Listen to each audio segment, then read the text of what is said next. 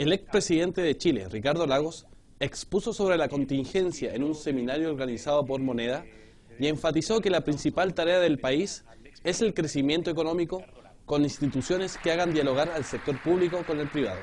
Les dejamos a continuación parte de la presentación. Es que hay dos tipos de retos que están frente a nosotros.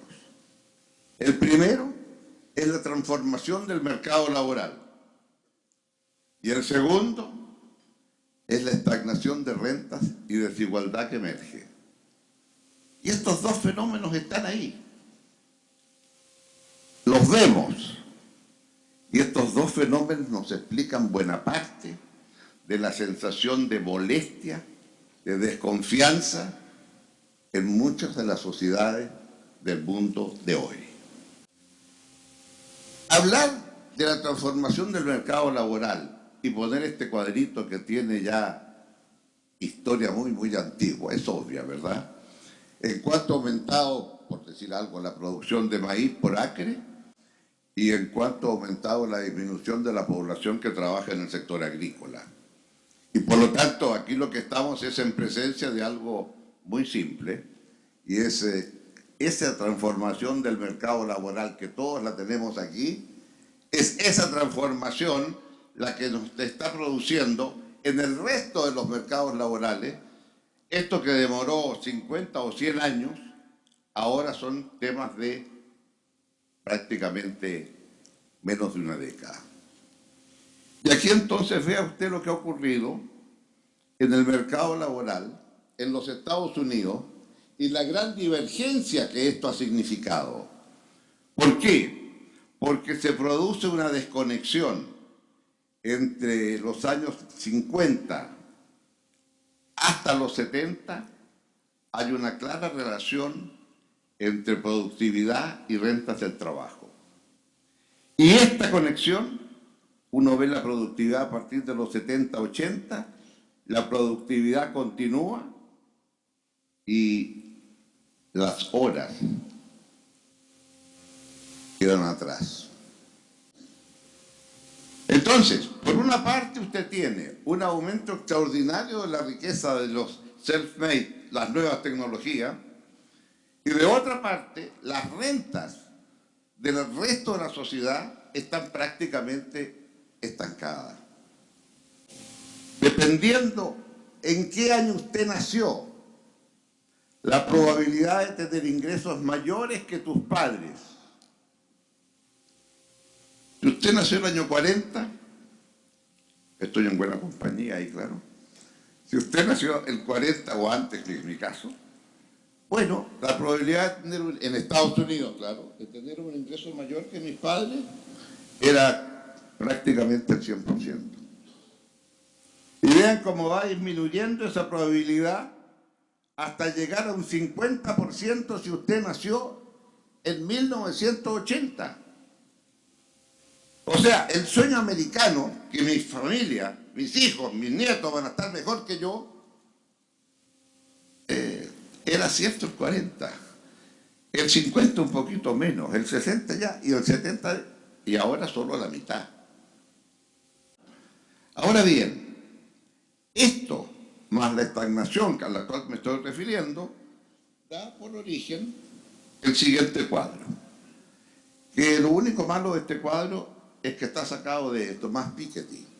Y dado lo que escribió Piketty respecto al capital, es sujeto de sospecha.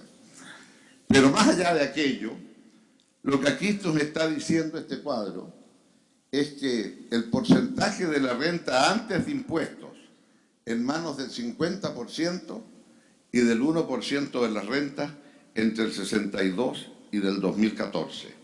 1962 al 2014, en donde efectivamente los que tenían el 50% de ingresos más bajos en Estados Unidos tenían un 20% aproximadamente del ingreso total, y esto va disminuyendo hasta un 12%.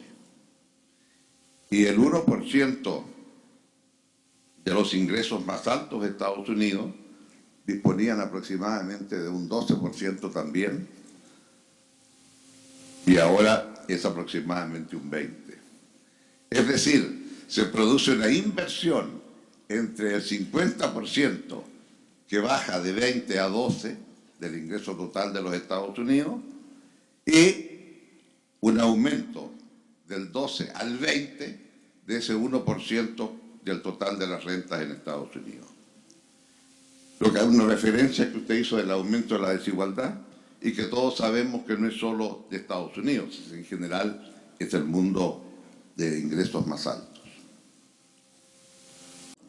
Porque la relación virtuosa que hay entre aumento del ingreso por habitante y la mejora de indicadores económicos sociales es una relación virtuosa que se da más o menos hasta los 20 a 25 mil dólares por habitante. Vale decir, todo país que va aumentando su ingreso per cápita, el crecimiento, en fin, se encarga de mejorar indicadores en salud, esperanza de vida, mortalidad infantil, lo que usted quiera, nivel educacional, etc. Después de eso, es la distribución de ingresos lo que cuenta. Y no quiero cansarlos porque eso sería una larga explicación. Pero vea usted los países con peor distribución de ingresos, Estados Unidos, Reino Unido, y vea usted los países con mejores indicadores económicos sociales, amén de los países escandinavos, ponga usted Australia o Nueva Zelanda.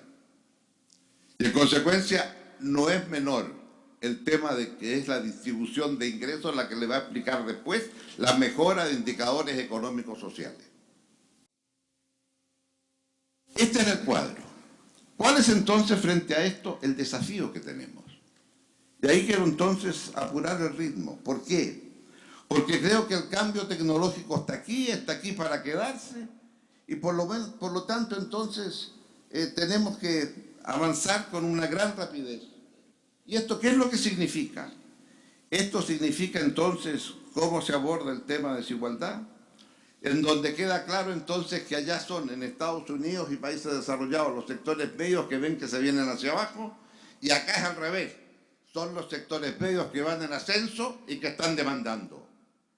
Claro, no me cabe ninguna duda que los problemas de allá y de acá son similares. Es aquí entonces donde me parece a mí que tenemos tres tipos de acción que abordar si queremos tener el problema político entre política y sociedad. Primero, ¿cómo aprendemos a escuchar? ¿Cómo somos capaces de utilizar la web y las tecnologías para que los gobiernos de turno aprendan a escuchar? Cuando Obama estableció su sitio tecnológico en la web y un ciudadano decía, presidente, quiero que hable de tal tema, si 100.000 ciudadanos decían de acuerdo, él estaba obligado a hablar sobre ese tema. Eso es aprender a escuchar y a estar en contacto. Y aprender a escuchar implica también aprender a explicar. Cuando hay que decir no, y es duro decir no, bueno, el primer comunicador es el jefe del Estado. Y que salga él a explicar por qué es no. Y la ciudadanía entiende. Lo peor que puede hacer es no decir ni no ni sí, porque gobernar consiste en resolver. Y a ratos, yo sé que las decisiones son difíciles, pero es mejor afrontarlas y no posponerlas.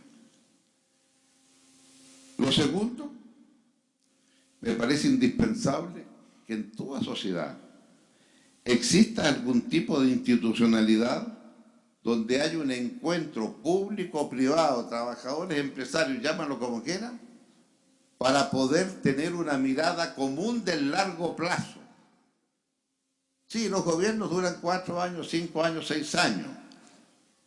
Los gobiernos son como el yogur, en buena hora, tienen fecha de vencimiento.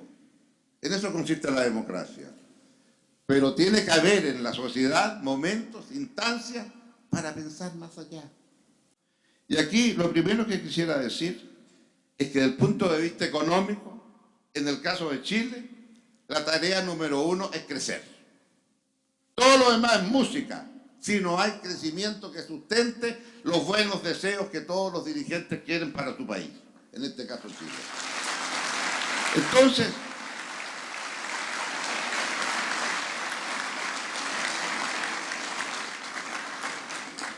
y eso implica efectivamente, lo que usted decía, tiene que haber reglas del juego claras. Efectivamente tiene que haber una forma de poder avanzar de una manera consensuada. Y también significa, me parece a mí, la necesidad de dar y utilizar herramientas nuevas. Soy un firme convencido que el Fondo de Infraestructura es una obligación que tiene que abordar Chile ahora. ¿Saben ustedes cuánto es el Fondo de Infraestructura para relanzar la economía de la Unión Europea? Lo crearon el año pasado. 21.000 millones de euros. Y nosotros modestamente 25.000 millones de dólares. No está mal, Y con eso, claro, allá lo multiplican por 17. Aquí yo digo, multiplíquenlo por mucho menos y, es decir, con un fondo de esa envergadura usted puede decir, yo voy a invertir 10.000 millones de dólares en infraestructura cada año. 1.000 millones para el metro para comenzar, a 100 kilómetros el kilómetro, todos los años 10 kilómetros de metro. En 15 años resolvemos problemas. Efectivamente, recuperar el crecimiento tiene que ser un crecimiento inteligente, incluyente, sostenible, porque ese es el mundo de hoy. Y esto no son frases de palabra. Inteligente quiere decir cómo somos capaces de generar en el ámbito de ciencia y tecnología sectores de la actividad como en su momento se hizo respecto al sector agrícola. ¿Cuándo pensamos que Chile va a ser una potencia? ¿Cuándo pensamos que Chile va a ser el exportador del 50% de las cerezas que requiere China? Este fondo de infraestructura tiene que ser infraestructura definida en sentido amplio. ¿Podemos incorporar el fondo de infraestructura a parques y jardines? Que son las otras formas de desigualdad. Hay acá entonces, yo creo, un conjunto de elementos que nos permiten avanzar. Y esto significa entonces un Estado activo. Esto significa una responsabilidad macro que me parece indispensable. Y respecto de responsabilidad macro, yo creo que lo importante, y reivindico aquí el tema de la necesidad de tener un superávit estructural, y eso me parece que pasa a ser muy importante. Reflexión final. Vamos a vivir en un mundo en donde nos van a medir, como hasta ahora, por el ingreso per cápita. Sí, es cierto. Pero más importante que el ingreso per cápita va a ser la pregunta siguiente. Dígame, señor, ¿y cuánto emite usted por habitante? ¿Cuántos son los gases de efecto invernadero que emite por habitante? Y ese va a ser el patrón de civilidad de un país en el concierto mundial. Porque si queremos que el planeta subsista, en promedio, el 2050, ningún ser humano va a poder emitir más de 2 toneladas al año. Hoy día en Estados Unidos se emiten 22, en Europa se emiten entre 10 y 12, en América Latina entre 5 y 6, Chile anda por ahí, un poquito mejor porque la deforestación y la forestación nos ayudan, pero el esfuerzo que hay que hacer es muy grande. Y por lo tanto, como usted crece disminuyendo las emisiones, va a pasar a ser la tarea que nos va a medir en el siglo XX. Concluyo diciendo, yo soy optimista respecto de este país. Lo importante es generar grandes consensos de hacia dónde queremos ir. Y después discutimos en el fine-tuning de manera de poder seguir peleando en la actividad política. Pero que tiene que haber una mirada de largo plazo en que todos concordamos, no conozco otra forma de salir adelante. Muchas gracias.